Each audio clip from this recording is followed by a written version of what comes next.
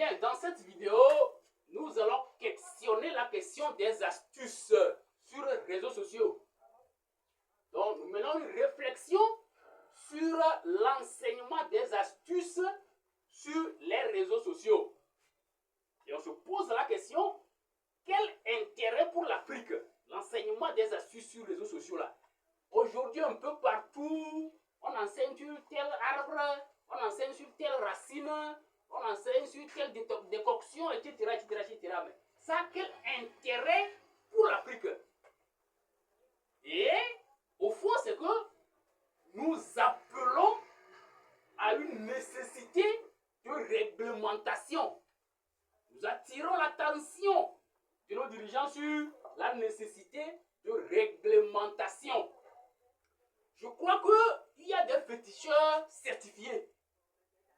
Il y a des marabouts certifiés. Il y a des herboristes certifiés.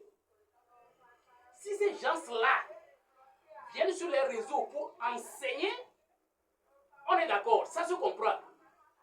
Mais que ça devienne de la pagaille et que chacun se lève et enseigne. Il y a des gens, c'est parce qu'il a écouté sur la page de quelqu'un ou parce qu'on lui a dit quelque part, lui aussi il vient, il se prend pour herboriste, il se prend pour traditionnaliste et se met à enseigner des choses. Il faut faire attention. Nous parlons de retour aux sources. Je suis parfaitement d'accord. Mais ne faisons pas de la pagaille. Alors, en tant qu'intérêt, on peut parler de la reconnaissance. Sur le plan mondial, bon, nos connaissances sont de plus en plus exhibées. On fait connaître de plus en plus nos méthodes de guérison, nos méthodes de protection, etc. Bon, d'accord. Donc, ça fait la promotion de la personne qui enseigne, et puis ça fait la promotion de nos connaissances ancestrales. Bon, ok. Faire du bien au plus grand nombre. Voilà. Quand on est dans sa localité, bon, c'est ceux qui connaissent qui viennent. Voilà. Mais si on vient sur les réseaux sociaux, bon, n'importe qui peut nous connaître et bénéficier en même temps des astuces enseignées ou alors chercher à connaître les personnes là pour d'autres astuces, pour d'autres accompagnements spirituels, pour d'autres rituels, etc. Bon, d'accord. Mais si on le faisait sans être bête, la bêtise dans ça, c'est que combien d'herboristes ont des forêts sacrées?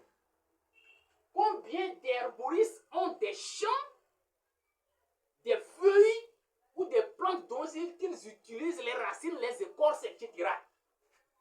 C'est ça la question. Combien d'hectares on a déjà identifiés comme destinés aux plantes médicinales? Voilà. Il faut aussi de l'intérêt financier. Mais vous pensez que les produits qu'on vend dans les pharmacies et tout là, ça tombe du ciel? C'est des connaissances, c'est des herbes qu'on mercantilise. C'est-à-dire qu'on fait en sorte que ça devienne argent. Au même moment, ça continue pas à servir. Ça fait la promotion des usines qui fabriquent les produits là. Il y a des laboratoires. Ça veut dire que ça fait la promotion des laboratoires là, mais ça leur fait de l'argent en même temps. Alors si, tout en enseignant, etc., avec réglementation, on faisait la promotion de la culture. De la culture et de la préparation même de certains produits qu'on peut préparer. Il y a des trucs qu'on enseigne, on peut les préparer et vendre. Au lieu de se contenter juste à enseigner, faites des champs, ayez des producteurs, des produits que vous utilisez là, voilà qui vont vous livrer et vous allez faire dans des flacons, dans des boîtes, etc. et vendre dans les pharmacies, vendre dans les supermarchés, vendre un peu partout, faire des crèmes et tout. Voilà. Il y a un produit togolais qu'on appelle Akoti Pomade, non? Ou bien c'est pas togolais, c'est pas togolais, Akoti Pomade. il y a Victago, et puis il y a d'autres qui émergent. C'est à applaudir, c'est à encourager. C'est à applaudir, c'est à encourager.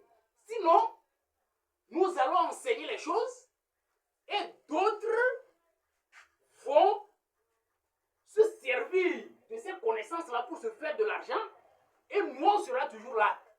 On n'aura même pas l'argent d'aller acheter les feuilles pour les faire. Et ils vont transformer ça en d'autres produits. Nous serons obligés d'aller les acheter. Donc, faisons connaître nos compétences et tout, mais de façon intelligente. C'est très important. Nous n'allons pas nous maintenir dans la pauvreté. Moi, je suis un type qui a fait vœu de pauvreté, mais c'est un vœu de pauvreté extrêmement intelligent. C'est un sacrifice de soi pour faire la promotion de milliers de personnes. Ce n'est pas bête. Ce n'est pas bête. Est-ce que vous voyez? C'est suite à tout un ensemble d'analyses que j'ai fait ce vœu-là. Mais on ne va pas orienter les gens à se maintenir dans la pauvreté. Non. Au contraire, il faut qu'on lutte contre la pauvreté. Donc les connaissances que vous avez là, essayez de les transformer en argent. Parce que cet argent-là sera plus que les vues que vous aurez sur les réseaux sociaux.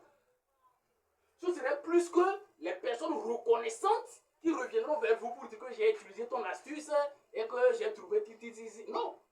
Mais vendez. Vendez les connaissances. Vendez les connaissances. Ça n'enlève pas le fait que ça aide les gens. Réfléchissons. Parce que si nous ne les vendons pas, d'autres vont les vendre. Si nous ne les vendons pas, d'autres vont les vendre. Et c'est là que nous sommes bêtes. Voilà. Je vous remercie. Réfléchissons, chers Africains.